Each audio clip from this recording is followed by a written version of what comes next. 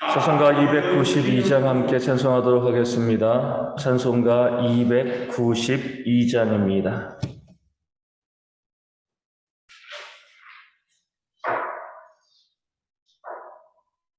찬송가 292장 함께 찬송합니다. 주 없이 살 수 없네 죄인의 구주여, 그 귀한 몸의 피로 날 구속하소서. 구주의 사랑으로 흘리신 보혈이 내 소망 나의 위로 내 영광 됩니다. 주 없이 살 수 없네 나 혼자 못 서리. 힘없고 부족하며 지혜도 없도다. 내 주는 나의 생명 또 나의 힘이라. 주님을 의지하여 지혜를 얻으리. 주 없이 살 수 없네 내 주는 아신다. 내 영의 깊은 간구 마음의 소원을 주밖에 나의 마음 네 알아주리요. 내 곁에 계신 주님 늘 힘이 됩니다.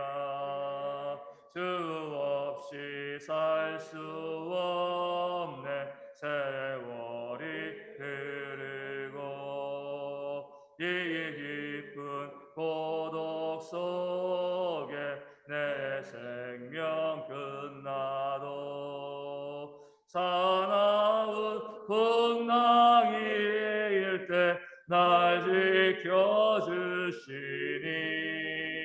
내 곁에 계신 주님 늘 힘이 됩니다. 아멘. 사도신경으로 우리의 신앙을 함께 고백하겠습니다. 나는 전능하신 아버지 하나님, 천지의 창조주를 믿습니다. 나는 그의 유일하신 아들 우리 주 예수 그리스도를 믿습니다. 그는 성령으로 잉태되어 동정녀 마리아에게서 나시고 본디오 빌라도에게 고난을 받아 십자가에 못 박혀 죽으시고 장사된 지 사흘 만에 죽은 자 가운데서 다시 살아나셨으며 하늘에 오르시어 전능하신 아버지 하나님 우편에 앉아 계시다가 거기로부터 살아있는 자와 죽은 자를 심판하러 오십니다. 나는 성령을 믿으며 거룩한 공교회와 성도의 교제와 죄를 용서받는 것과 몸의 부활과 영생을 믿습니다. 아멘. 로마서 8장 37절 말씀입니다. 로마서 8장 37절 말씀입니다. 제 말씀을 읽어드립니다. 그러나 이 모든 일에 우리를 사랑하시는 이로 말미암아 우리가 넉넉히 이기느니라. 아멘. 오늘 말씀에서 우리가 주목해야 될 것은 모든과 넉넉히라는 단어입니다. 어떤 고난과 어려움이 다가온다 할지라도 그 모든 일에 우리 하나님께서 우리에게 그 사랑과 능력으로 그 모든 어려움과 문제를 이기게 하신다. 이 말씀을 증거하고 있는 거죠. 하나님의 사랑은요, 우리의 모든 일에 임하고 있습니다. 고난에도 또 어려움에도 아픔에도 임하시지만 우리가 늘 사소하게 생각할 수 있는 그 작은 일에도요, 우리를 향한 그 하나님의 사랑은 끊이지 않고 우리 가운데 베풀어지고 공급되어지는 것입니다. 우리 부모들도 그러잖아요. 우리 아이들이 아플 때 밤을 새서 간호합니다. 그 아이들을 정말 낫게 하기 위해서 쓰고 하고요. 또 어려움이 있을 때, 문제가 있을 때 힘나서 힘껏 그 문제를 해결하기 위해서 애쓰고 노력을 하죠. 하지만 그렇게 문제와 어려움이 없다고 해서 그 부모들이 그 자녀들을 돌보지 않나요? 어려움과 문제가 있으면 당연히 가서 그 문제 가운데 그것을 해결해 주기 위해서 그 사랑을 베풀고 그 자녀들을 세워가는 것, 이것도 있지만 그렇지 않은 일상의 아주 작은 순간들 그저 지나칠 수밖에 없는 너무나 당연하게 여기고요. 그런 모습 가운데서도 그 부모는요, 그 자녀를 향한 그 돌봄과 사랑을 그치지 않습니다. 우리 하나님도 마찬가지입니다. 내 삶에 정말 큰 일, 또 큰 어려움, 그 고난과 문제 있을 때 당연히 하나님께서 우리 가운데 역사하시고 그 문제 가운데 우리를 회복하게 하시고 우리를 일어나게 하십니다. 하지만 우리가 늘 바라보는 일상적인 일들 가운데서도 하나님께서는요, 우리를 돌아보시고 그 모든 일에 하나님의 역사를 우리 가운데 베풀어 주시는 줄로 믿습니다. 이 아침 우리가 일어나는 것도 마찬가지죠. 우리가 숨 쉬는 것들이 우리가 걸어 다니는 것도 그저 당연히 우리가 하는 것처럼 되어지지만 그 모든 일에도 우리를 향하신 그 하나님의 사랑이 있는 줄로 믿습니다. 그러하게 성도들은요, 범사에 감사합니다. 그 숨을 쉬고도요, 숨을 쉬지 못하는 자들이 얼마나 많이 있습니까? 걷고 싶어도 걷지 못하는 자들이 있고요. 보고 싶어도 보지 못하는 사람들이 있습니다. 듣고 싶어도 듣지 못하는 사람들이 있습니다. 먹고 싶어도 먹지 못하는 사람들이 있고요. 소화시키지 못하는 사람들이 있습니다.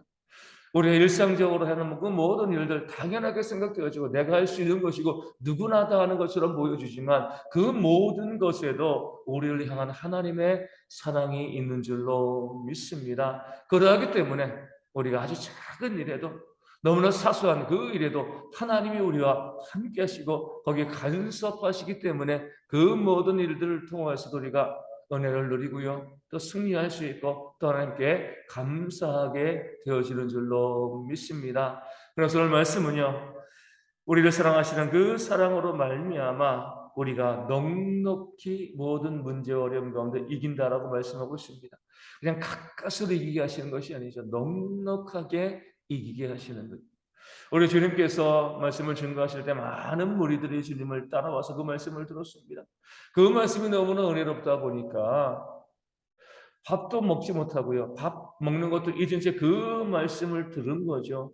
요즘 같으면 말도 안 되는 소리죠. 우리 주일날 예배 좀만 늦으면 어때요? 아, 배고픈데 예배가 이렇게 길어, 말씀이 길어. 이렇게 하는데 예수님의 말씀을 듣는 사람들은 그러지 않았습니다. 그 말씀이 너무나 은혜로우니까요. 정신없이 그 말씀을 듣다 보니까 배고픈 것도 있고요. 그렇게 말씀을 듣다 보니까 허기가 진 그런 상황에 이르게 했습니다. 예수님 먼저 말씀을 하시는 거예요. 그들이 배고파요. 이렇게 이야기한 것이 아니라 주님께서 그 무리를 보시고 그 말씀의 갈급함을 갖고 있는 그 무리들이 육신적으로 배고프겠다. 그 사실을 알고요. 예수님께서 제자들에게 물어봅니다. 저들을 우리가 어떻게 먹여야 될 것이 아니냐? 내 제자들이 뭐라고 이야기해요?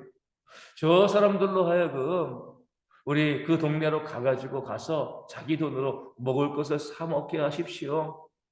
어떻게 보면 합리적인 그런 이 제안을 주님께 했습니다. 하지만 너무 빡빡하잖아요. 그렇죠? 우리 주님께서는요, 그 영의 말씀, 영의 양식을 먹기 위해서 와 있던 그 사람들 배고플 때 그들의 육의 양식까지도 넉넉하게 찌어지고 싶은 그런 마음이 우리 주님께 있었습니다. 얼마든지 자기 힘으로 사먹게 할 수 있지만 그 말씀을 들으려고 모였던 그 죄, 영적인 것을 사모하는 백성들에게 내가 왜 육적인 것을 공급해 주지 않겠느냐? 그래서 공급해 주는 것이 마땅하지 아니하냐? 그런 마음을 주님께서 갖고 계신 거죠. 예수님의 제자들은 그것을 몰랐기 때문에 또 그들이 가진 것이 없으니까 그들로 하여금 가서 사 먹게 합시다. 이렇게 이야기하죠. 주님께서는요, 그 말을 듣고 제자들에게 말씀하십니다. 너희가 먹을 것을 주라. 아니, 있어야지 주죠. 가진 게 없는데요. 성인 남자만 5천 명이고 여자와 아이 포함 2, 3만 명이 되는 사람들이 그 말씀을 들으러 왔습니다. 그 사람들 먹을 것 오늘날도 미리 준비해도 그만큼 준비하기 힘든데 아무런 준비도 안 됐는데 그 12명의 제자들이요. 그 많은 사람들에게 어떻게 하겠습니까? 돈이 있어도요. 그것을 가지고 어떻게 오고 살 수가 있겠습니까? 그런 상황 가운데 그들이 이렇게 이야기합니다. 우리에게 있는 것은 이 작은 소년이 도시락고 가져온 물고기 2마리와 보리떡 5개, 그 작은 양에 불과합니다. 주님께서는 그것으로 됐다는 거죠. 그 작은 오병이어 가운데 주님께서 축복하시고 기도하시고 그것을 모여있는 사람들에게 나누어 주시니 거기 있는 모든 사람들이 성경은 배불리 먹었다고 그랬어요. 넘치도록 먹은 거죠. 그리고 나서 12 광줄이 남게 그 남은 것을 거뒀다는 겁니다. 여기 하나님의 살아계십니다. 우리 하나님이 정말 정확하신 분이기 때문에 그 사람들에게 야 너희가 너무 배부르게는 먹지 마. 건강에 안 좋을 수 있어. 이렇게 할 수 있죠. 하지만 주님께서는요. 배부르게 먹게 하셨습니다. 그리고 난 다음에 주님께서는요. 얼마든지 배부르게 먹고도 모든 사람들이 다 먹고 남지 않도록 아주 정량을 정확하게 계산해 가지고요. 모자라지도 않고요. 또 넘치지도 않게끔 딱 정확하게 그 모인 사람이 다 먹을 수 있도록 그 음식을 주실 수 있는 전능하신 하나님이십니다. 그럼에도요. 12 광주리가 남게 하셨어요. 왜 그랬을까요? 우리가 보시면 그러잖아요. 우리가 배불리 먹고도요. 딱 정량이 있으면은요. 뭔가 아쉬운 거예요. 더 안 먹어도 되지만 아직 먹을 게 더 없어 그러면은요. 뭔가 부족한 그런 느낌을 갖게 되어집니다. 그런데 남는 것이 있으면은요. 정량을 먹고도요. 마음이 풍성해지는 거죠. 눈치 볼 필요가 없어요. 아 그래 남는 게 있으니까 나 이만큼 먹으면 됐어. 남들도 괜찮겠지. 주님께서 그런 마음을 가지시고 12 강조리를 남게 하신 겁니다. 그들의 유기에 그 배고픔도 해결하시고 그들의 심적으로도 불안해하지 아니하도록 기쁨으로 먹을 수 있도록 해서 12 강조리 남게 넉넉하게 그들 가운데 공급하시는 하나님의 사랑이요. 우리 오병이어 사건 가운데 있습니다. 배불르게 먹게 하셨고요. 12 강조리 남게 하셨습니다. 이것이 바로 하나님의 사랑이 되어집니다. 다시 말씀드리지만 이재철 목사님은요. 그 사랑은요. 낭비하는 것이라 그랬습니다. 내가 사랑하는 대상을 향해서는 아까울 것이 없는 거예요. 왜 내가 사랑하는 사람에게 꽃을 선물해 줍니까? 하루 지나면 쓰레기 되는 거잖아요. 그렇죠? 어떻게 보면 크게 경제적으로 의미가 없는 것이지만 사랑하니까 그 사랑하는 사람에게 단 하루만 이틀만 한 일주일만 쓰임받고 보내줄 것이라 할지라도 그 꽃을 선물로 해주고 싶은 거예요. 내 자녀들에게도 내가 무엇인가 공급해 줄 때 늘 딱 맞춰서 해주는 거 아니잖아요. 더 넉넉하게 더 넉넉하게 음식도요. 먹고 남는 한이 있더라도 조금 더 넉넉하게 준비해서 내 자녀들이 마음껏 먹을 수 있게 하는 거 이게 낭비잖아요. 재활용 또 요즘 뭐 환경 이런 거 생각하면 그렇게 주면 안 되지만 사랑하는 자들에게는 그렇게 할 수 없습니다. 내가 사랑하기 때문에 낭비하는 것이 너무나 마땅한 거죠. 하나님도 마찬가지예요. 우리를 너무나 사랑하시기 때문에 빡빡하게 하지 않습니다. 정확하게 하지 않는 거죠. 넉넉하게 모든 것을 이기게 하시고요. 그 넉넉하게 모든 것을 공급하시는 그 하나님의 사랑이 우리 가운데 부어지는 줄로 믿습니다. 다윗이 골리앗과 싸우러 나갈 때 그 주머니에 물맷돌 5개를 가지고 왔어요. 그거 쓸 수 있는 가장 익숙한 무기였죠. 칼을 써본 적이 없으니까 그 칼 써본 적이 없는 칼을 가지고 나와서 싸울 수가 없었습니다. 창도 던져본 적이 없는 거죠. 물맷돌, 그 매끈한 돌 5개가 그의 전부의 이 무기였습니다. 골리앗은 키가 3m 됐습니다. 그 앞에 방패 든자가 있고요. 창 들었고요. 엄청나게 큰 칼을 들고 다윗과 싸우러 나오고 있었어요. 그런데 하나님께서는요. 그 물맷돌 몇 개를 던지고 골리앗을 이기게 하셨나요? 딱 1개예요. 5개 가지고지만 1개는 넉넉하게 이기게 하신 겁니다. 이리저리 피하고 한 번 던져보고 2번 던져보고 막 목숨 위협하다가 창도 피하고 그러다가 가까스로 이기게 하신 것이 아니라 한 번에 그 물매를 그 골리앗의 이마의 정수리에 받게 하시고 그것을 통해서 그 급소의 물매를 그 돌을 맞고 골리앗이 큰 장신이 한 번에 그 목숨을 잃게 되어지고 그 싸움을 승리케 하신 것이죠. 이게 하나님의 역사인 거예요. 가까스로 억지로 그 모든 문제를 해결하고 이겨나면요. 내가 한 것처럼 생각됩니다. 아, 내가 노력했어. 내가 했었어. 근데 넉넉하게 이겨주면 다윗도 얼마나 노력했습니까?